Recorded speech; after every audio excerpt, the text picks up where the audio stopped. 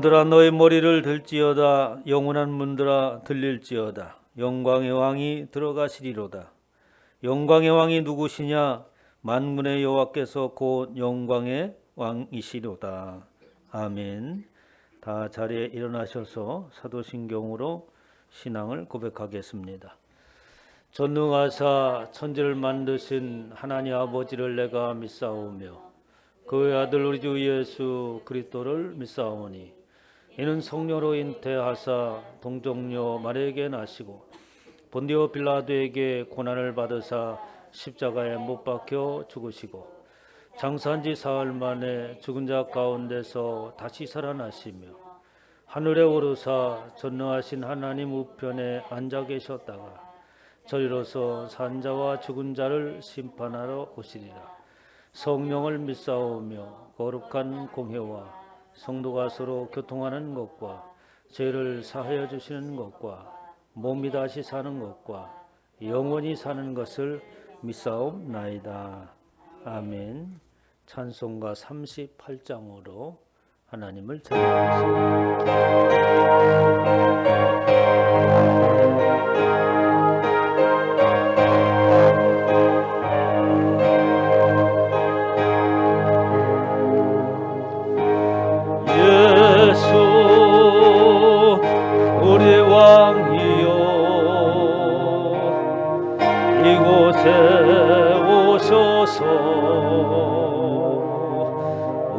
우리가 왕께 드리는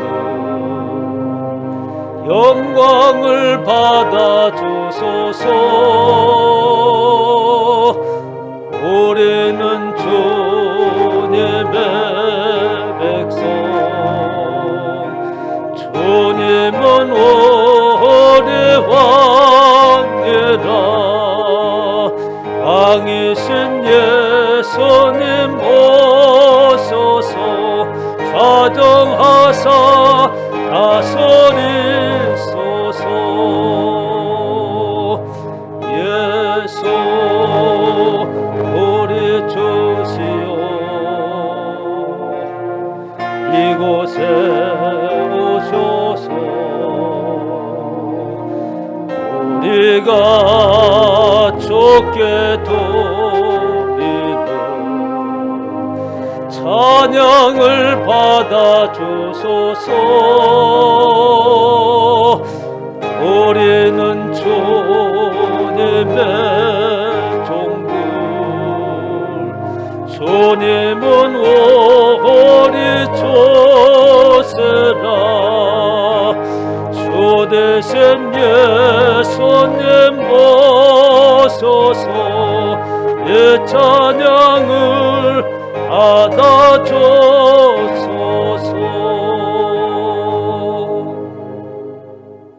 교독문 20번을 교독하겠습니다.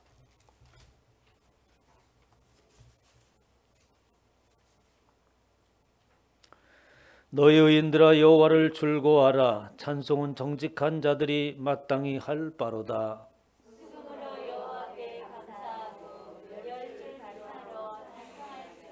새 노래로 그를 노래하며 즐거운 소리로 아름답게 연주할지어다. 여호와의 말씀은 정직하며 그가 행하시는 일은 다 진실을 하시도다. 그는 공의와 정의를 사랑하시며 세상에는 여호와의 인자하심이 충만하도다. 여호와의 말씀으로 하늘이 지음이 되었으며 그 만상을 그의 입 기운으로 이루었도다. 그가 바닷물을 모아 무더기같이 쌓으시며 깊은 물을 곳간에 두시도다. 온 땅은 여호와를 두려워하며 세상의 모든 거민들은 그를 경외할지어다. 아멘. 다 자리에 앉으셔서 찬송가 204장으로 하나님을 찬양하겠습니다.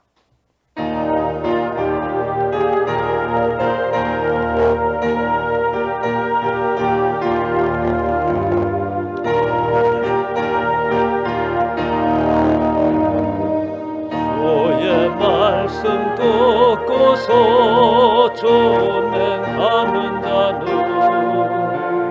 안석 위에 더 죄를 지은 같다. 내가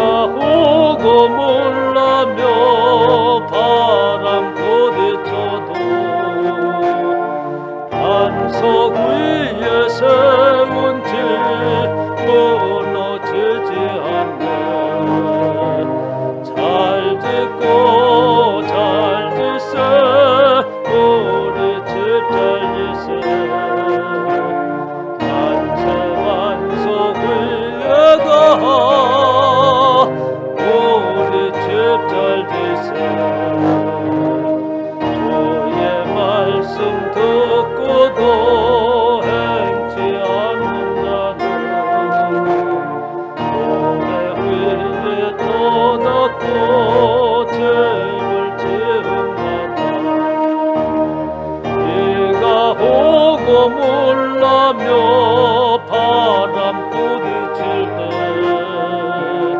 모래 위에 세운 죄 크게 무너지네.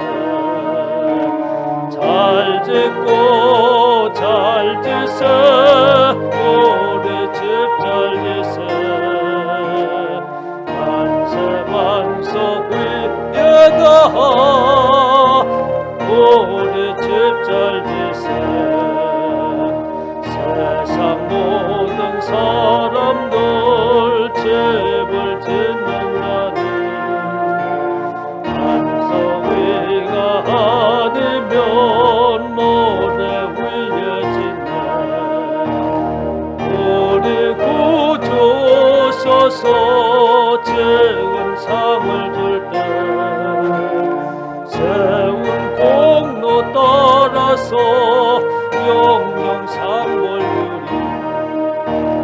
잘 짓고 잘 지세 우리 집 잘 지세 만세 만석 위에가 우리 집 잘 지세. 전능하신 하나님, 오늘도 하나님을 예배할 수 있도록 인도하신 은혜를 감사합니다. 한 주간 동안도 이 모양 저 모양으로 살펴주시고 오늘 주 앞에 설 수 있도록 은혜를 베풀어 주셨으니 하나님의 생명의 말씀으로 충만케 하옵시고 주의 말씀의 능력이 우리의 삶 가운데 나타나게 하여 주시옵소서.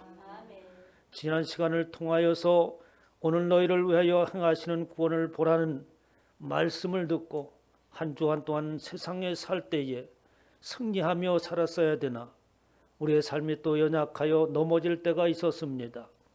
하나님 오늘 생명의 말씀으로 다시 무장케 하시고 승리할 수 있는 귀한 권속들이 되어지게 하여 주시옵소서. 이 나라 이 백성을 붙들어 주시옵시고 대통령을 비롯해서 모든 의정자들이 겸손히 하나님의 지혜를 구할 수 있는 저들 되어질 수 있도록 인도하여 주시옵소서. 델타 변이 코로나로 인하여서 온 인류가 다시금 어려움 가운데 처했습니다. 하나님의 백성들을 보호하여 주시옵소서. 주님께서 우리의 피난처가 되십니다. 주님께서 우리의 방패가 되심을 믿사옵고 주님을 의지하는 이들마다 하나님의 보호하심 가운데 있게 하여 주시옵소서. 지난 세월을 돌아볼 수 있도록 인도해 주시기를 원합니다. 하나님께서 모든 인생들을 안위하시고 살피셔서 우리의 일상을 누릴 수 있도록 은혜를 베푸셨습니다. 하나님을 멀리하고 주님을 거부했던 결과가 오늘날 우리로 하여금 일상을 빼앗기는 결과를 낳았고 우리 인생이 얼마나 연약한가를 깨달았습니다. 이제 전능하신 하나님을 의지하게 하여 주시옵소서. 코로나가 속히 물러나게 하여 주시옵소서. 이로 인하여서 경제적인 어려움을 겪고 있는 이들마다 하나님께서 위로하여 주시옵시고 속히 회복될 수 있도록 은혜를 베풀어 주시옵소서. 순복음 등불교를 세우시고 이 지역의 시대에 구원의 방주로서 사명을 감당케 하시고 이를 위하여서 헌신하고 충성할 수 있도록 인도하신 하나님 은혜를 감사합니다. 주의 말씀에 순종하여서 헌신한 이들마다 하나님의 부여하심으로 갚아주시옵소서. 하나님께서 저들의 가정과 자녀들의 앞길을 열어 주시옵시고 기업마다 하나님께서 친히 경영하여 주시어서 살아계신 하나님의 증거가 모든 성도들 가운데에 나타나게 하여 주시옵소서. 이 시간에도 부족한 종을 세워싸오니 성령 하나님께서 붙드시고 하나님의 생명의 말씀이 선포되어지게 하여 주시옵소서. 감사드리며 우리 주 예수 그리스도의 이름으로 기도하옵나이다. 아멘.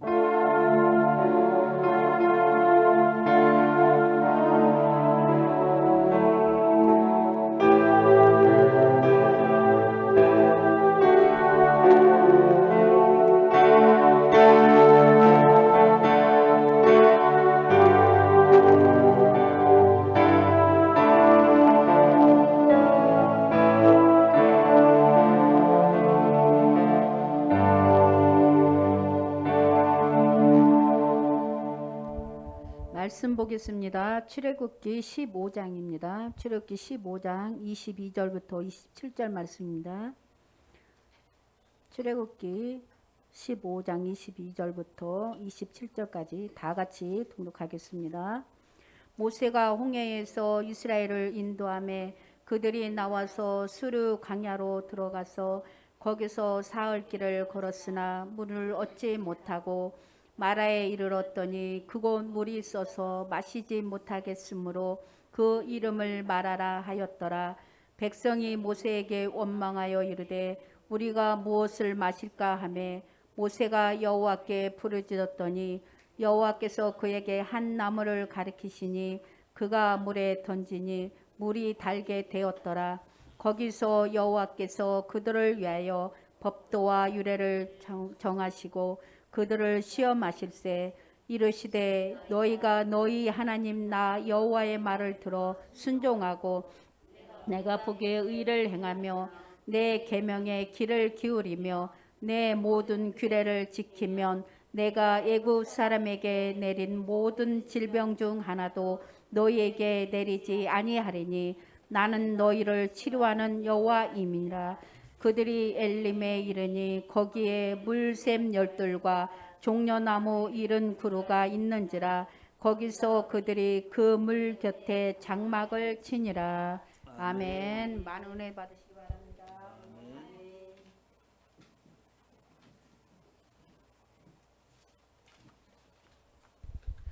할렐루야. 코로나로 너무 마음이 착잡한데 그래도 옆에 분들과 한번 인사 나누겠습니다. 반갑게 사랑합니다. 감사합니다. 할렐루야. 자, 이쁜 하트 한 번씩 날려주시고 성도마다 두 가정을 세우시기 위하여 10가정을 품고 기도하고 복음을 전하여 풍성한 생명의 열매 맺으시기 바랍니다. 순복음 등불교회의 교회상은 참된 교회와 믿음의 공동체 3입니다. 기도하며 하나님의 지혜를 구하여 순복음 등불교회가 이 시대의 참된 교회로 세워지도록 힘써 주시기 바랍니다. 전도를 위하여 예배 동영상을 적극적으로 활용해 주시기 바랍니다. 예배 실시간 영상은 스마트폰, TV, 홈페이지에서 시청할 수 있습니다. 2021년은 지역사회에 선한 영향력을 끼치는 교회로 자리매김하기 위해 사랑의 울타리 운동을 전개합니다. 이를 위하여 사랑의 울타리 SN에 적극적으로 동참해 주시기 바랍니다. 일상생활에 주의를 기울여 코로나 예방을 힘써 주시기 바랍니다. 교회 출입 시 손 소독, 마스크 착용, 열 체크, 일회용 장갑 착용을 반드시 하여야 합니다.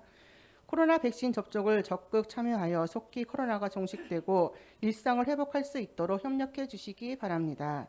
김인기, 박춘희 선교사님의 태국 선교를 위하여 기도해 주시기 바랍니다. 2021년 표어와 기도 목표를 구호 제창 큰 목소리로 제창하시겠습니다. 하나님의 임재 안에서 주의 형상 나타내자. 나는 반드시 두 가정을 세우고 말 거야. 우리의 비전. 뒷면에 보시면 웨스트민스터 요리문답을 다 함께 합독하겠습니다. 제7문 하나님의 작정이란 무엇입니까? 하나님의 작정은 그 뜻을 따라 세우신 그 영원한 목적인데 이로 말미암아 그의 영광을 위하여 이루어지는 모든 일을 미리 작정하셨습니다. 하나님께서 영원전에 세우신 그의 변치 않는 뜻과 목적을 한마디로 하나님의 작정이라고 부릅니다. 하나님의 작정의 목적은 첫째, 하나님의 영광을 위하고 둘째는 죄인의 구원을 위함입니다. 하나님께서 작정하신 것은 반드시 성취됩니다. 만군의 여호와께서 맹세하여 이르시되 내가 생각하는 것이 반드시 되며 내가 경영한 것을 반드시 이루리라.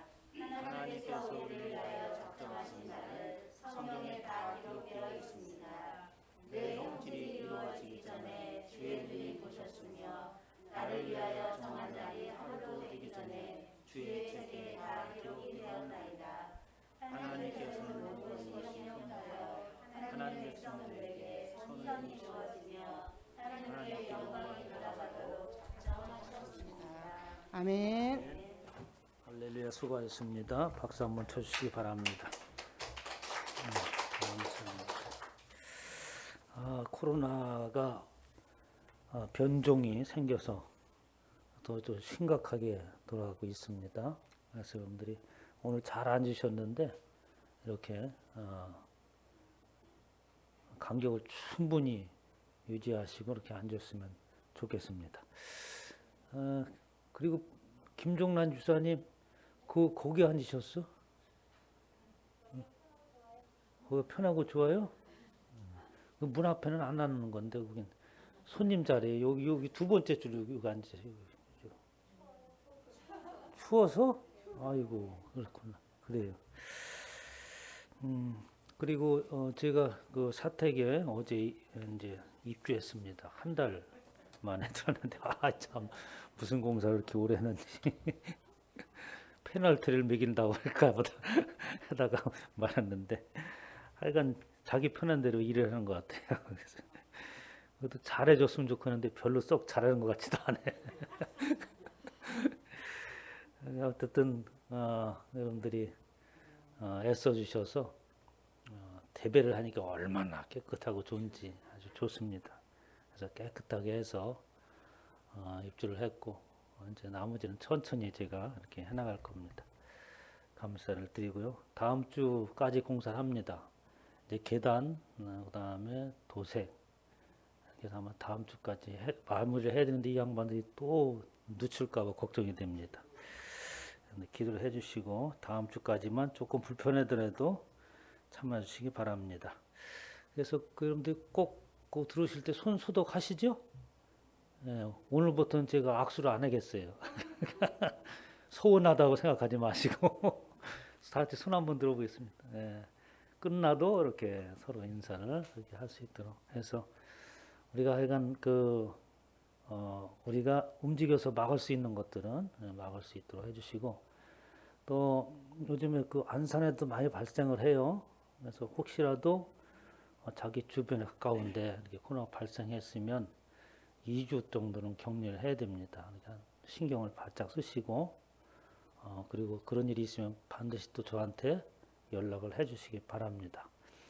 가급적이면 또 행동을 좀 자제를 해주시고 이제 휴가 기간이 지났는데 아마 휴가도 못 가지 않을까 이런 생각이 들기도 하는데 참 걱정입니다. 여러분들 기도 많이 해주시고 해서 저희 교회에서는 아직까지 또 끝까지 아무런 문제가 없도록 기도해 주시기 바랍니다.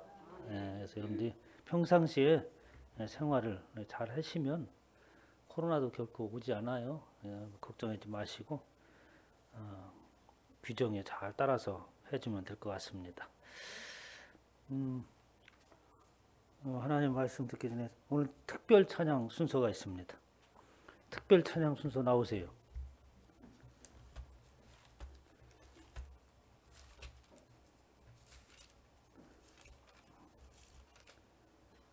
왜 나와요? 얼른.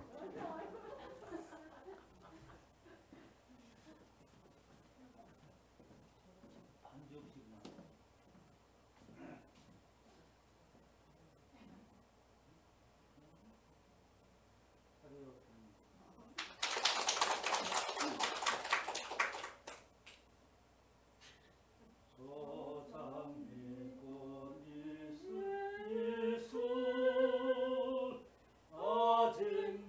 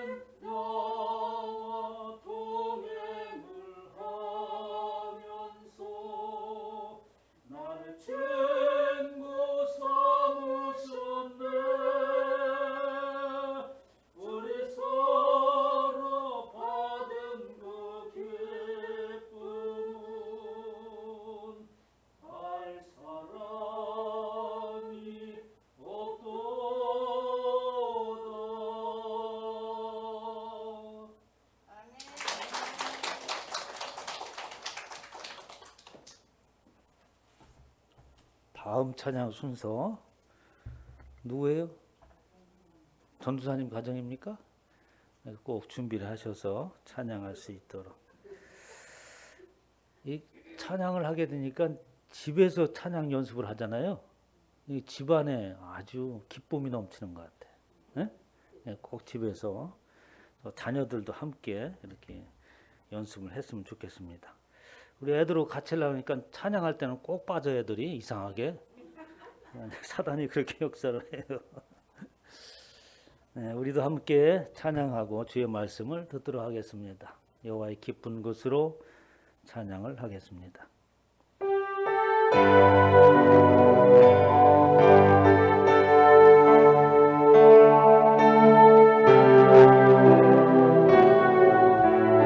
나아갑니다.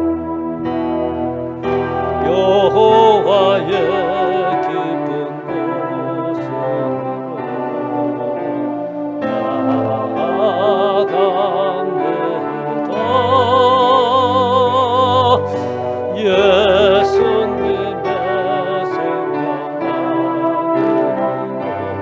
생명나무로 깊이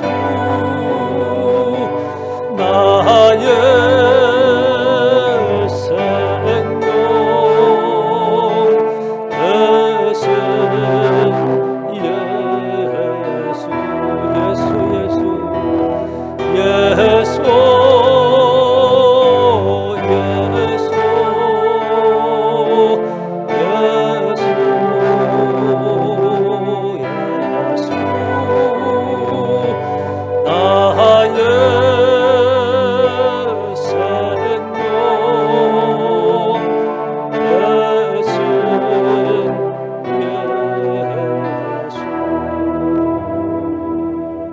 하나님 아버지, 오늘도 말씀을 통하여 하나님 앞에 가까이 나아갑니다.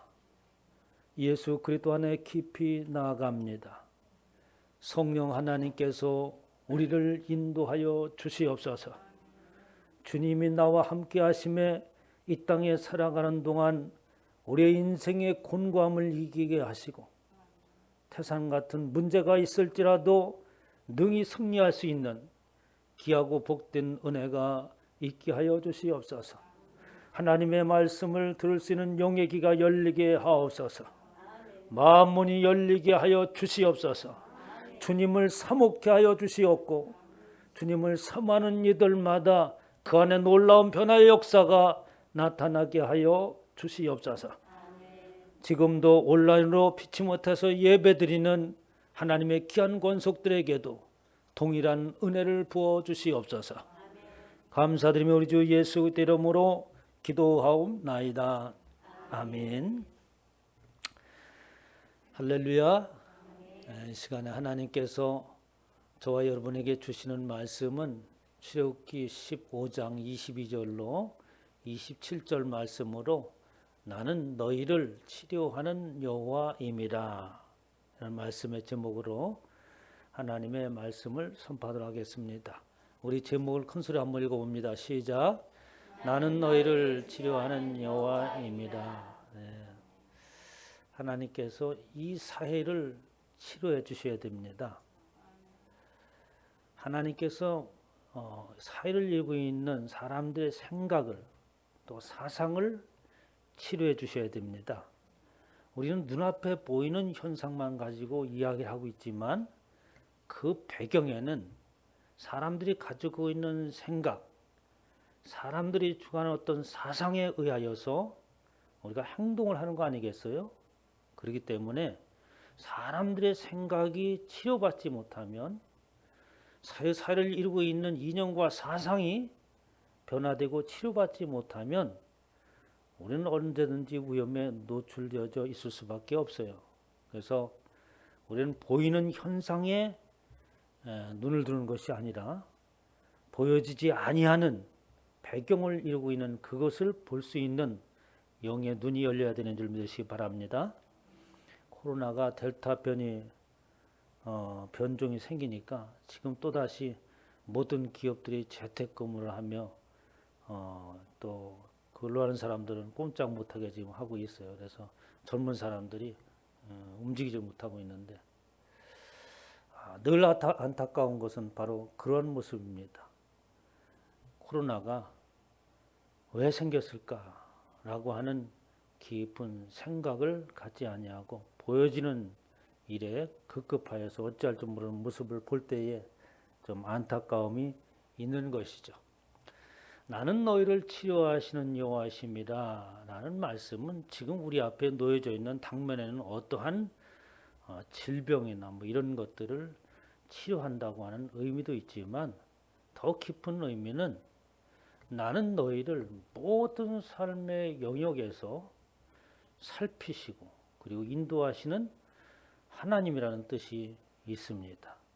그래서 우리 하나님 우리 마음을 치료할 때에 먼저 생각을 우리의 마음을 치료하시고 그러므로 인해서 우리가 바른 길을 갈 수 있도록 마침내 하나님께서 기대하시는 모습으로 세워져 갈 수 있도록 하나님께서 치료하시는 것이죠. 그래서 우리가 모든 질병이 있을 때 하나님 앞에 물론 기도해야겠지만 무속신앙인들처럼 그런 식으로 하나님의 이름을 불러서 기도하는 것은 바람직하지 않습니다. 그래서 내 앞에 놓이는 모든 문제들은 결국은 나를 새롭게 하고 온전하게 하기 위함이라고 하는 하나님의 은혜라고 말할 수 있죠. 지난 시간에 오는 너희를 위하여 행하시는 구원을 보라 라고 하면서 모세가 아주 믿음 있는 말을 합니다. 오늘날 우리가 지금 처해지는 상황 가운데 하나님께서 어떻게 우리를 인도하시고 어떻게 우리를 구원하시는가 보라. 아주 담대한 믿음이죠. 그러면서 모세가 이렇게 말하죠. 여호와께서 너희를 위하여 싸우시니 너희는 가만히 있을지어다 라고 이야기를 합니다. 그런데 하나님께서는 그 뒤에 아주 책망 아닌 책망을 하시는 모습을 볼 수 있어요. 대단한 믿음을 가지고 있지만 하나님께서는 그곳에서 머물지 아니하고 한 발 더 앞으로 나가기를 원하십니다. 하나님께서 14장 15절에 말씀하시길 여호와께서 모세에게 이르시되 너는 어찌하여 내게 부르짖느냐. 이스라엘 자손에게 명령을 앞으로 나가게 하고 지팡이를 들고 손을 바다 위로 내밀어 그것이 갈라지게 하라 라고 말씀을 하시는 거예요. 우리가 하나님 앞에 기도하고 부르짖는 것은 행동으로서 부르짖는 것이 정확한 것이지 움직이지 아니하고 말로만 부르짖는 것은 믿음이 없는 거예요. 모세와 이스라엘 백성들이 아우성을 칩니다. 홍해 바다를 앞에 놓고 어떻게 해서 우리가 여기에서 머물러서 여기에서 모두 죽게 하느냐라고 아우성 칠 때 모세가 하나님 앞에 기도하고 그런 믿음대로 오늘날 하나님께서 우리를 구원하시는 것을 보라라고 말을 했지만 하나님은 그보다도 이미 너에게 주신 하나님의 능력을 기억하라고 말씀하고 있는 거예요. 모세를 하나님께서 부르실 때 미디안 광야에서 40년 동안 목동으로 일을 하고 있었습니다. 40년 동안 목동으로 일을 하면서 그에게는 마치 야인처럼 아무런 능력도 없는 과거의 40년 동안 바로의 궁에서 길름받았던 그 모든 것이 다 지워졌지 않겠어요? 하나님께서는 그렇게 무능한 모세를 하나님께서 무능한 상태로 사용하는 것이 아닙니다. 하나님께서는 진정한 능력이 되시는 그 능력을 부여하시고 하나님께서 모세를 사용하십니다. 저희도 마찬가지인 것이죠. 우리가 이 땅에 살아갈 때 우리가 가지고 있는 무게와 힘이라고 하는 것은 뭡니까? 지금까지 우리가 가지고 있던 배경들이요, 또 물질적인 상황들이요, 이런 모든 것들이 우리의 능력이었고 힘이었습니다. 그래서 저 사람은 무슨 일에도 해낼 수 있을 거야 라고 하는 능력자라고 우리는 이야기를 하고 있지 않습니까? 그러나 하나님께서는 그것을 능력으로 보지 않습니다. 그것은 잠시 있다가 사라질 수 있는 것이고 우리가 붙들 수 있는 것이 아니기 때문에 진정한 능력을 모세에게 부여해 주기 위해서는 40년이라고 하는 세월이 필요했어요. 바로의 궁에서 가지고 있던 그 모든 것이 지워지는 시간입니다. 그리고 하나님께서 새로운 능력을 보여주신 것이고 그것은 바로 하나님을 만나고 그리고 그가 가지고 있는 새로운 믿음을 소유하게 되었을 때 하나님께서 그에게 뭐라고 얘기하고 있느냐 하면 그가 비로소 하나님의 지팡이를 손에 들었다라고 말씀을 하십니다. 출애굽기 4장 20절에 모세가 그의 아내와 아들들을 낙에 태우고 애굽으로 돌아가는데 모세가 하나님의 지팡이를 손에 잡았더라. 미디안 광야에서 나올 때에 그 바로에게 들어갈 때에 그의 손에는 바로 하나님의 지팡이요 하나님의 능력이 그의 손에 주어졌던 거예요. 이미 하나님의 능력이 주어졌다면 어떻게 합니까? 그 능력의 지팡이를 가지고 바다 홍해를 가르고 손을 내밀어서 바다가 갈라지게 하라고 하는 행동이 있어야 되는데 여전히 그가 가지고 있는 능력과 하나님의 힘을 사용하지 않는 모습을 보고 하나님께서는 질타하십니다. 어떻게 하여 부르짖고만 있느냐? 저와 너희 예수 그리스도를 믿는다면 이미 우리는 세상이라고 하는 광야에서 부름받은 자고 하나님께서 세상에서 부름받았을 때는 하나님께서 우리에게 새로운 능력을 부여해 주신 줄 믿으시기 바랍니다. 이제는 하나님을 의지하고 나간다고 한다면 내 앞에 있는 그 홍해도 문제가 되지 않는다는 말씀이었습니다. 이렇게 하나님의 능력을 경험한 이스라엘 백성들은 얼마나 감격을 했겠어요. 그래서 15장에 나오는 모든 이야기가 뭐냐면 하나님을 찬미하는 노래의 시입니다. 모세가 하나님을 찬양하고 또 그의 누이 미리암이 하나님을 찬양하는 내용이 오늘 본 말씀 앞에 있는 출애굽기 15장이죠. 이때 모세와 이스라엘 자손이 이 노래로 여호와께 노래하니 일러스되 여호와를 찬송하리니 그는 높고 영화로우시며 말과 그 탄자를 바다에 던지셨음이로다 라고 하면서 모세와 미리암이 노래합니다.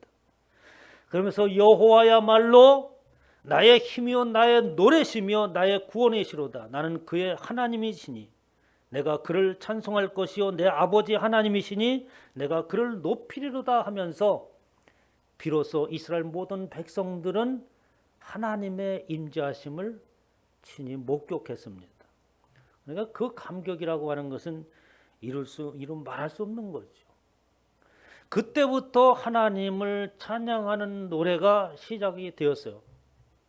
성경에 최초로 하나님을 찬양한 내용이 오늘 본문 15장에 있는 내용입니다.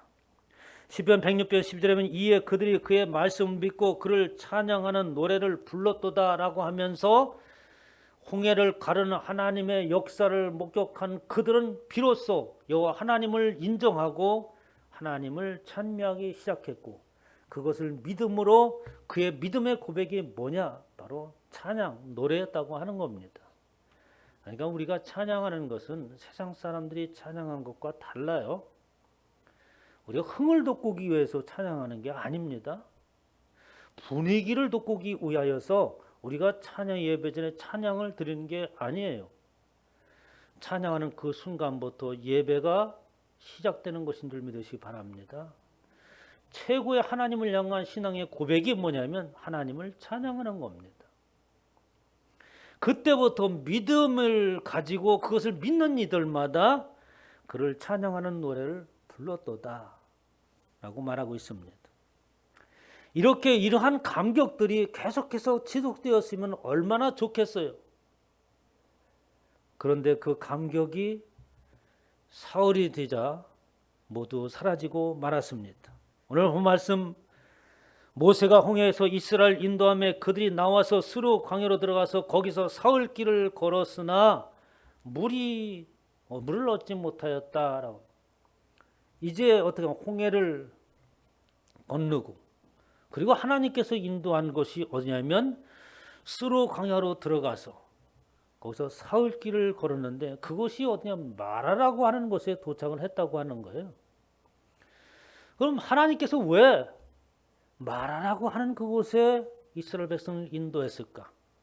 하나님이 구름 기둥으로 움직일 때마다 어떻게 머무르면 그곳에서 장막을 치고 그곳에 거하였고, 구름 기둥이 움직이기 시작하면 어떻게 장막을 걷고 200만이나 되는 사람들이 대오를 정렬하고, 그리고 구름 기둥이 움직이는 대로 따라갔습니다. 그러니까 라마라고 하는 물이 없는 그곳에 도착하는 것은 바로 하나님이 인도하신 것이 되겠죠. 그런데 그 지명 이름이 뭐냐? 하나님께서 그곳을 잘 알지 못하셨는가? 그것이 사람이 살 수 없는 것이고 모든 물들이 짜고 쓰고 악취가 나기 때문에 그곳에 있는 이미 모든 사람들은, 주위의 사람들이 다 아는 곳이에요. 그 물은 마실 수가 없다. 마실 수 없는 곳에 있다고 하는 것은 200만이나 되는 사람들이 그곳에 간다면 어떻게 살겠어요? 죽으라고 하는 거나 마찬가지잖아요. 하나님께서 그 마라라고 하는 곳에, 아주 쓴물이 나는 그곳에 인도를 하십니다. 그것을 마라라 일렀더니 그곳 물이 써서 마시지 못하겠으므로 그 이름을 마라라 하였더라 라고 합니다. 하나님께서는 왜 좋은 길을 두시고 왕의 대로는 이미 많은 사람들이 다니는 그 대로를 하나님께서 선택하지 아니하고 홍해가 있는 그 길을 택하게 하시고, 이제는 그 홍해를 건너자 그 기쁨과 감격이 가시기도 전에 또다시 마라라고 하는 아주 인생의 쓴맛을 보게 하는 그곳에 하나님께서 인도하시는가? 저와 여러분들은 하나님 앞에 소원을 갖는다면 무슨 소원이겠습니까? 내 앞에 아무런 문제가 없었으면, 인생의 쓴 경험을 안 하고 살았으면 하는 것이 저와 여러분 바람이 아니겠어요? 아마도 이스라엘 백성들 모두 마찬가지일 거예요. 이제 애굽에서 나왔으면 이젠 더 이상 우리에게 노예와 같은 삶은 우리에게 존재하지 않을 것이다. 이제 능력 있는 그 10가지 재앙으로 애굽 사람들에게 재앙을 내리시고 살아계신 하나님의 그 증거를 보여주었기 때문에 이제는 그 하나님이 우리 앞서가시고 우리 인도하신다면 우리 앞에 무슨 문제가 있겠는가? 라고 하면서 출발했었지 않겠어요? 그런데 하나님께서 인도하시는 것은 가는 곳곳마다 장애요, 인생으로서 해결할 수 없는 문제에 부딪히게 되는 거예요. 홍해를 어떻게 건널 수 있겠습니까? 배를 건조해서 금방 건널 수 없잖아요. 마라라온 그곳에 물이 아니는 광야에서 어디에서 그 많은 사람들이 물을 찾을 수 있겠습니까? 이미 애굽에서 가지고 왔던 가죽 부대에 담은 물들은 다 소진했지 않겠어요? 왜 하나님께서는 그러한 문제가 있는 곳으로 하나님을 인도하시는가? 하나님은 왜 가나안이라고 하는 이미 그곳에 아주 가까이 있는 그곳을 가면서 왜 40년 동안 이스라엘 백성들을 붙들어 놓으려고 하는 것일까? 우리가 이 땅에 살아가면서 짧으면 짧다, 길면 긴다거나 한평생을 살아가는 동안에 우리에게는 그런 굴곡이 없이 평탄한 길로 갔으면, 예수 그리스도를 믿는다고 하는 사람이라면 모두가 다 그렇게 평안한 길을 가기를 원하는데, 그렇다면 평안한 길을 가고 있는가? 평탄한 길을 가고 있지 않는 것 같아요. 왜냐니까 예수 믿는 사람들은 기도를 무지하게 많이 하더라고. 평탄한 길을 가고 있는 사람은 기도할 게 없지 않겠어요? 문제가 없으니까. 근데 예수 믿는 사람들은 밤낮으로 이렇게 새벽에 와서 기도해. 뭔 문제가 이렇게 많아서 기도를 하나? 세상 사람들 그렇게 생각 아니었어요. 기도하지 아니하면 살 수 없는 지경에 처해 있는 것이 인생입니다. 하나님께서 가나안의 이스라엘 백성들을 들이시고 그것은 하나님께서 말씀하시기를 에덴 동산 같은 곳이라고 표현하고 있습니다. 바로 그것이 젖과 꿀이 흐르는 곳이라고 말씀하고 있으니까 모든 인생들이 희망하고 있는, 바라고 있는 파라다이스, 천국이 아니겠어요? 그런 가나안 땅에 우리가 예수 그리스도를 믿으면 바로 옮겨가고 모든 문제가 다 해결했으면 좋겠는데 하나님께서는 그렇게 하지 않는다고 하는 거예요. 왜냐하면 그곳은 온전한 것입니다. 하나님의 나라는 온전한 사람이 들어가야 되는 줄 믿으시기 바랍니다. 우리의 이 모습 이대로 우리에게는 하나님께서 용납하지 않으시는 것. 첫째, 거룩해야 됩니다. 그리고 하나님께서 달아보시는 대로 그 달아봄의 무게에 어떻게 정확하게 맞춰져요. 그래서 장과 고가 높이가 어떻게 정확하였더라라고 하는 것처럼 새 예루살렘이 되어지는 저와 여러분들의 모습이 그렇게 되어진 자들이 어떻게 하나님의 나라에 들어가는 거예요. 예수 그리스도를 믿으면 바로 하나님의 나라에 가는 것이 아닙니다. 이 땅에 살아가는 동안에 하나님 우리를 온전하게 만들어가는 줄 믿으시기 바랍니다. 백성들은 모세에게 원망이 돼 우리가 무엇을 마실까 하며 인생들은 눈앞에 보이는 것에 전전긍긍하기 때문에 그들이 원망하였다라고 하는 이 원망, 루은이라고 하는 단어를 보니까 어떻게 밤이 새도록 그 문제를 가지고 얘기하는 거예요. 밤새도록. 그러니까 밤이 새도록 어떻게 했다는 거예요? 응? 불평했다는 거죠. 어째서 하나님께서 우리 이 땅에 이렇게 인도하시는가? 백성들이 모세에게 밤이 새도록 하나님에 대한 원망을 얘기합니다. 무엇을 마실까라고 원망을 한 것이죠. 하나님께서 이렇게 마라라고 하는 그곳에 인도하시는 것은 단지 어떠한 물이 있다 없다고 하는 것이 아니라 물이라고 하는 의미는 좀 성경에서 남다르죠. 시편 63편 1절에 이렇게 말씀하십니다. 하나님이여 주는 나의 하나님이시라. 내가 간절히 주를 찾되 물이 없어 마르고 황폐한 땅에서 라고 말하고 있어요. 이게 물이 없다, 황폐하다는 얘기잖아요. 저 안에 사는 인생의 모습을 지금 이야기하고 있습니다. 내 영혼이 주를 갈망하며 내 육체가 주를 앙모하나이다 라고 하면서 다윗이 시를 졌어요. 다윗 같은 위대한 왕이라고 하지만 그의 인생을 살펴보니까 바로 물이 없는 광야와 황량한 황무지와 같은 인생인 거예요. 하나님이 안 계셨더라면 나는 그곳에서 살고 그렇게 끝내버릴 인생이었습니다. 이런 얘기입니다. 그곳에서 비로소 내가 물이 없어 마르고 황폐한 그곳에 있다고 하는 것을 다윗이 깨달은 거죠. 예수 그리스도를 믿는다고 하는 것은 우리가 처해 있는 현실이 어떻다, 우리의 인생이 어떠한 모습이다라고 하는 것을 바로 깨닫는 겁니다. 그런 곳에서 내 영혼이 주를 갈망하며 내 육체가 주를 앙모합니다. 하나님이 나와 함께하지 아니하면 이 황무지와 같은 황폐한 곳에서 우리는 무의미한 삶으로 끝날 수밖에 없었습니다. 이런 말인 거죠. 바울은 이 모든 인생들을 고백을 이렇게 합니다. 빌립보서 4장 10절에 내가 비천에 처할 줄도 알고 풍부에 처할 줄도 알아 모든 일에 배부르며 배고픔과 풍부와 궁핍의 일체의 비결을 알았노라 라고 하는 것은 뭡니까? 그 모든 인생의 것들을 비로소 내가 깨닫고 그리고 세상에서 있을 때 내가 가지고 있던 모든 것들이 아무런 나의 인생에 도움이 되지 않는다고 생각하여서 배설물같이 여겼다는 말씀인 거죠. 그것은 곧 우리의 세상에 지식이 없이 산다는 것이 아니라 비로소 내 안에 하나님께서 내 안에 중심에 자리 잡고 계셨다는 말씀이에요. 저와 여러분 중심에 여호와 하나님이 자리 잡으시길 주님의 축원합니다. 그때 하나님께서 말씀하시죠. 하나님께서 이스라엘 백성들을 치유하시는 하나님이라고 하면서 이스라엘 백성이 원망하니까 저 나무를 가리키시는 거예요. 그러자 모세가 나뭇가지를 꺾어서 그 물에 던졌습니다. 물이 달게 되었더라라고 하는 거예요. 그러니까 성경에서 한 말 그 나무가 도대체 어떤 나무인가? 어? 무슨 특이한 아주 그 신비로운 그런 약효를 가지고 있는 나무인가? 성경학자들이 많이 연구를 했겠지 않겠습니까? 무슨 나무인지 몰라.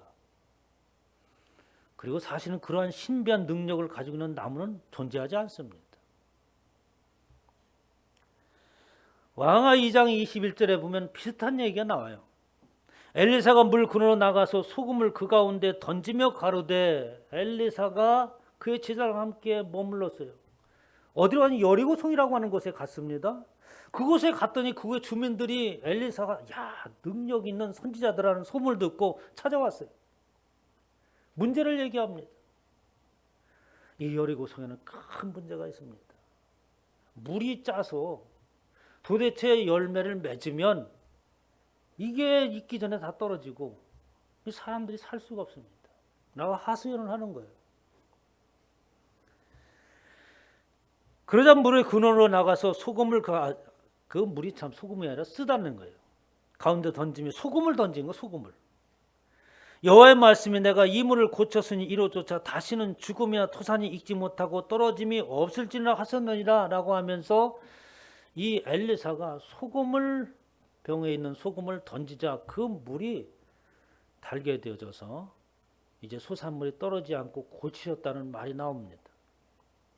그러면 그 소금은 아주 특별한 능력을 가지고 있는 소금인가? 응? 요즘 소금이 보니까 굉장히 다양하더라고요. 제가 어느 날 천금이라고 하는 소금을 얻었어요. 그런 얘기 들어봤으면 천금? 만병통치약이래 그 소금은. 그래가지고 뭐 비염 있으면 콜에다 넣고 뭐 어떤 가그럼 뭐에 넣고 하여간 만병통치. 그게 한 3년 되나 가져온데 아직까지 남아 있어. 아무런 효도 없어가지고. 하여간 좋긴 좋은 것 같아요. 근데 사람들이 그런데 별의별 소금이 다 있잖아요. 물을 달게 하는 소금, 고치는 소금이 있다고 한다면 얼마나 좋겠어요. 그러나 그것을 말하고 있는 것은 어떤 나무가 신비한 나무고 그 소금이 특별한 소금이고 어떠한 물이 특별한 거라서 어떠한 것을 치료하는 것이 아니라 모든 것들은 하나님의 능력으로 치유한다는 말씀이죠. 나뭇가지를 하나님이 던지면 고치시는 것이고 하나님의 능력이면 소금도 물을 달게 하는 것이고 어떻게 소금을 쳤는데 물이 닳습니까? 짠물이 되어지는 거지. 민수기 21장 4절은 백성이 호르산에서 출발해 홍해길을 따라 에돔 땅을 우회하려다가 길로 말미암아 백성의 마음이 상하니라. 이스라엘 백성들이 화가 났어요. 광야에서 38년 동안 돌았어. 그런데 하나님이 또 돌아가라고 그러는 거예요. 그래가지고 백성들의 마음이 아니 하나님께서 언제까지 우리를 돌리시려고 그러나. 그래서 마음이 상하였다라고 하는 것은 우리를 진짜 가나안 땅으로 적과 그리 땅으로 하나님이 인도하시려고 그러시는 것인지 여기서 다 죽이려고 그러시는 것인지 이제는 어떻게 하나님을 의심하기 시작한 거예요. 마음이 상했다고. 백성이 하나님과 모세를 향하여 원망하되 어찌하여 우리를 애굽에서 인도하여 이 광야에서 죽게 하는가? 이곳에는 먹을 것도 없고 물도 없도다. 우리의 마음이 하찮은 음식을 싫어하노라 라고 하면서 그들에게 하나님께서 주신 음식을 타박하기 시작합니다. 무슨 음식을 주셨어요? 만나와 메추라기를 보내주셨어. 하늘에서 만나가 내리게 하셨고 만나가 뭐냐니까 맛있는 겁니다. 잘 모르겠어요. 그 솜사탕 같이 이렇게 됐다고 하는데 지금은 존재하지 않으니까 성경에 있는 대로 알 수밖에 없죠. 메추라기는 알죠? 껌 같은 거. 하늘에서 하나님께서 보내주셔서 이스라엘 백성들이 38년 동안 그걸 먹었어요. 아니 하루 이틀 어쩌다 가끔 만나가 내리고 메추라기가 뭐 이렇게 온다고 하는 것은 그런 기적이 있는가 보다 하지만 38년 동안 하나님께서 먹이셨어. 그런데 이스라엘 백성들이 원망을 해요. 이건 하나님께서 우리를 이상하게 인도하신다. 하나님께서 보내신 음식을 하찮은 것이라고 여기기 시작을 합니다. 그래서 하나님께서 이스라엘 백성들에게 뭘 보내세요? 불뱀을 보내서 하나님께서 죽게 하십니다. 그때 모세가 하나님 놋병을 만들어 장대 높이 들어서 그것을 쳐다보는 이들마다 고침받고 살게 하셨던 사건이 있지 않습니까? 하나님께서 기적을 보이시고 이렇게 말씀하시는 것은 이스라엘 백성들 저와 여러분 모두는 하나님에 의해서 고침받는 인생인 것이고, 광야의 여정이라고 하는 것은 이스라엘 백성들이 그렇게 하나님의 마음을, 왜 우리가 이 여정을 돌아가야 되는가? 이미 그들은 가까운 시일에 어떻게 야복강, 요단강 근처에 왔었어요. 그런데 거기에서 믿음을 보이지 못함으로 인하여서 다시 광야로 돌아서 40년을 살게 된 거죠. 광야에 가는 것은 바로 하나님께서 원하시는 모습으로 만들어지어야만이 들어가는 줄 믿으시기 바랍니다. 이스라엘 백성들 그렇게 자신의 모습들이 만들어지어지고, 그리고 자신의 모습들이 하나님이 기대하는 모습으로 세워져 가는 것에 대해서는 관심이 없고, 오직 이 땅에서 살아가는 것에다만 관심이 있었어요. 혹시 저와 여러분이 그렇지 않나요? 하나님이 지금 나를 이 땅에서 있는 동안에 나를 하나님이 가장 아름답고 하나님이 거룩하고 여길 만한 모습으로 나를 세워갖고 만들어가는 그런 모습으로 내가 지금 있는 것을 알지 못하고 있습니까? 여전히 세상을 살아가는 것에 급급하여서 여호와 하나님을 부른다고 한다면 이스라엘 백성들과 동일하고 우리는 광야의 여정 40년을 계속해서 도는 것과 다를 바가 없어요. 저와 여러분을 만지는 것을 느끼시길 주님의 축원합니다. 그렇게 해서 새로워지고 변화되어지기를 하나님께서 기대하시는 겁니다.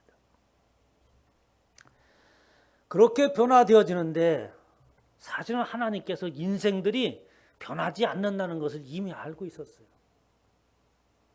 인생들이 그렇게 스스로 의지를 가지고 하나님이 원하시는 모습으로 그렇게 되어서 천국에 들어갈 수 있다고 하는 것을 하나님께서는 어떻게 모르셨느냐? 이미 알고 있었습니다. 그는 그렇게 해서 들어갈 수가 없었습니다. 그래서 인생의 그 쓴맛을 하나님이 대신 경험하시고 그 일을 담당하시죠. 이사야서 53장에는 말씀이에요. 그는 멸시를 받아 사람에게 실어버린 바 되었으며 간고를 많이 겪고 질고를 아는 자라. 인생의 모든 쓴맛을 우리가 모두 경험함으로 인하여서 마침내 하나님이 원하시는 모습으로 변화될 수 없는 것을 하나님이 아셨습니다. 40년이라고 하는 것은 사람이 죽는 동안이에요. 40. 4라는 숫자 별로 안 좋아하잖아요. 한국 사람들이. 성경적입니다. 성경도 40을 별로 안 좋아해요. 4를. 죽는 숫자예요. 인생이 죽을 때까지 어떻게 변하지 않는다는 것을 알 수 있었어요. 하나님이 아신 겁니다. 그래서 그 일을 완성하기 위해서는 당신이 친히 오셔야 됐어요. 그 이사야 53장에는 말씀입니다. 인생의 쓴맛을, 인생의 질고를 친히 치시기 위해서 예수 그리스도가 오시게 되는 거예요. 그렇게 많은 간고를 겪고 질고를 아는 자라 마치 사람들에게 얼굴을 가려고 보이지 않음을 받은 자 같아서 멸시를 당하였고 우리도 그를 귀히 여기지 않았다. 그런 실로 우리를 질고를 지고 우리의 슬픔을 당하였거늘 바로 예수 그리스도께서 오셔서 마침내 우리가 하나님이 원하시는 모습으로 바뀌게 될 기회를 하나님께 주셨어요. 그러니까 예수 그리스도를 믿는다고 하는 것은 뭡니까? 예수 그리스도의 형상을 입는 것인 줄 믿으시기 바랍니다. 예수 그리스도를 믿는다고 해서 난 예수를 믿으니까 천국에 가, 예수를 믿는다 신앙의 고백으로 끝나는 것이 아니라 예수 그리스도를 믿음과 동시에 어떻게 그 예수 그리스도의 형상이, 예수 그리스도의 그 속성이, 하나님의 그 성품이 저와 여러분 안에 자리 잡는 것인 줄 믿으시기 바랍니다. 그래서 어떻게 천국에 가는 거예요. 우리의 행위라고 하는 것은 그렇게 인생이 40년 동안 광야를 돌아도 그 행위 가지고는 하나님 앞에 갈 수 없었으나 예수 그리스도를 믿고 그분이 내 안에 들으시고 당신이 나의 생각을 주장하시고 나의 머리가 되옵소서라고 했을 때에 비로소 우리는 어떻게 모든 것을 비웠을 때에 예수님께서 오시는 거 아니겠어요? 여러분 자신을 비우지 아니하고 예수님이 오실 수 없지 않습니까? 우리는 나 자신을 비우는 그것으로서 예수께서 내 안에 자리하시고 나의 머리가 되셔서 이제 그분의 생각이 나의 생각이 되어지고 그분의 성품이 나의 성품이 되어진 자라면 진짜 예수 그리스도를 믿는 것인 줄 믿으시기 바랍니다. 그래서 하나님의 나라에 가는 거예요. 그러면서 25절에 이렇게 말씀을 하시는 거예요. 모세가 여호와께 부르짖더니 한 나무를 가리키시니 그 나무를 던져서 물이 달게 되었다. 그러면서 여호와께서 그들을 위하여 법도와 율례를 정하시고 그들을 시험하실세라고 하십니다. 하나님께서 그렇게 물을 달게 하시고 하나님의 능력으로 변화될 수 있도록 그러면서 그들에게 율례와 법도를 주십니다. 하나님의 성품이죠. 율례와 법도 다른 거겠어요? 하나님의 마음을 가지라고 하는 거예요. 그리고 그것을 지키라고 합니다. 그리고 그것을 달아보시겠다고 얘기하시죠. 시험한다고 하는 것은 어떻게? 달아본다고 하는 거예요. 야고보서 1장 2절에 내 형제들아 너희가 여러 가지 시험을 당하거든 온전히 기쁘게 여기라 라고 하면서 우리가 이 땅에 살아가는 동안 모든 삶이 다 시험인 줄 믿으시기 바랍니다. 하나님은 시험하지 아니하신다라고 하는 의미하고 달라요. 그런 의미의 얘기가 아닙니다. 형제들 너희가 여러 가지 시험을 당하는 온전히 이 사람들은 예수 그리스도를 아주 잘 믿는 사람들이에요. 야고보서에서 나오는 이 사람들은 시험이 있다는 거예요. 그런데 그 시험을 당하거든 기쁘게 여기라. 왜? 나를 새롭게 하고 나를 만들어가는 과정인 것임을 알기 때문에 그런 것이죠. 이는 너희 믿음의 시련이 인내를 만들어내는 줄 너희가 압니다. 인내를 온전히 이루나 이는 너희로 온전하고 구비하여 조금도 부족함이 없게 하려 합니다. 이렇게 해서 우리가 온전하고 조금도 부족함이 없게 되는 거예요. 하나님의 시험을 온전히 통과하시기를 바랍니다. 하나님은 나를 시험하지 않으시는데 왜 이런 일이 생기는가? 이렇게만 생각해 사람들은. 그게 아니라니까요. 하나님이 나를 지금 다뤄보시는구나. 내가 어떻게 그 무게를 하나님이 기대하시는 그 무게에 저울에 내가 올라갈 수 있을까? 이렇게 생각해야 되는데 하나님은 나를 시험하지 아니하시는 하나님이라고 했는데 왜 주셨나? 그러면서 이렇게 말씀하시는 거예요. 그들을 시험하실세 이르시되 너희가 너희 하나님 나 여호와의 말을 들어 순종하고 내가 보기에 의를 행하며 계명의 귀를 기울이며 내 모든 귀를 지키면 애굽 사람에게 내린 모든 질병 중에 하나도 너에게 내리지 아니하리니 나는 너희를 치료하시는 하나님이시다. 그 치료하시는 하나님은 저와 여러분을 온전하게 하시는 하나님이라는 뜻인 줄 믿으시기 바랍니다. 단순하게 나의 연약한 질병을 치료하는 게 아니라 나를 온전하게 하시는, 그래서 마침내 너를 나와 영원토록 함께 하시기 원하시는 그런 하나님이다. 이것이 바로 나는 너를 치료하는 여호와이라는 말씀입니다. 그 말씀을 하시고, 그리고 이스라엘 백성들이 그 마라라고 하는 곳에서 바로 옆에 엘림이라고 하는 곳을 발견하잖아요. 12샘물이 나오고 70주의 뭡니까? 뭐가 있어요? 종려나무가 있고. 그건 뭐냐면 12샘물이라고 하는 것은 12지파를 각 지파가 충분히 모든 사람이 쓸 수 있는 물이 나오게 하고, 이른 구에 종려나무가 있었다. 200만 명 있는데 이른 구에 종려나무가 그 무슨 큰 게 대수겠어요. 7이라는 숫자는 완전한 숫자. 모든 사람들이 평안하고 모든 사람이 넉넉히 흡족히 할 수 있는, 그것을 하나님이 주셨다는 말씀이에요. 오늘 저와 여러분에게 주님께서 말씀하십니다. 나는 너희를 치료하는 여호와입니다. 그 하나님의 은혜로 온전하게 되시기를 주님의 이름으로 축원합니다. 하나님, 주님의 귀하신 은혜를 감사합니다. 나의 모든 삶 가운데에 함께 하시고 치료하셔서 마침내 온전케 하셔서 우리 하나님의 영원한 그 영생을 우리로 하여금 얻게 하시니 감사합니다. 오늘도 하나님의 율례의 말씀과 법도 안에서 승리하는 귀한 권속들이 되어지게 하여 주시옵소서. 김연아 집사님, 기도해 주시겠습니다. 기도하시겠습니다. 사랑과 은혜가 충만하신 하나님 아버지, 오늘 거룩한 주일에 저희들을 주님 전에 불러 모아주시고 예배드리게 하시니 감사와 찬양을 드립니다. 또한 목사님을 통해 나는 너희를 치료하는 여호와임이라라는 말씀을 주시고 그 말씀을 통해 우리들의 생각이 치료받지 못하면 하나님이 원하는 길로 갈 수 없음을 알고 보이는 현상에 눈을 두는 것이 아니라 보이지 않는 것을 볼 수 있는 눈을 갖게 하시옵소서. 이 시간 주님께서 베풀어 주신 은혜와 축복에 감사하여 빈손으로 나오지 아니하고 소중한 물질을 드리게 하시니 감사드립니다. 드리는 손길마다 감사와 사랑이 넘치게 하시고 모든 여건과 환경을 열어주셔서 더욱더 풍성히 드릴 수 있는 소망을 갖게 하시고 마음껏 충성하고 헌신할 수 있도록 인도해 주시옵소서. 예물이 쓰이는 곳곳마다 구원의 역사가 일어나게 하시고 주님의 영광만이 온전히 드러나게 하시옵소서. 이 모든 말씀 예수님의 이름으로 기도드렸습니다. 아멘.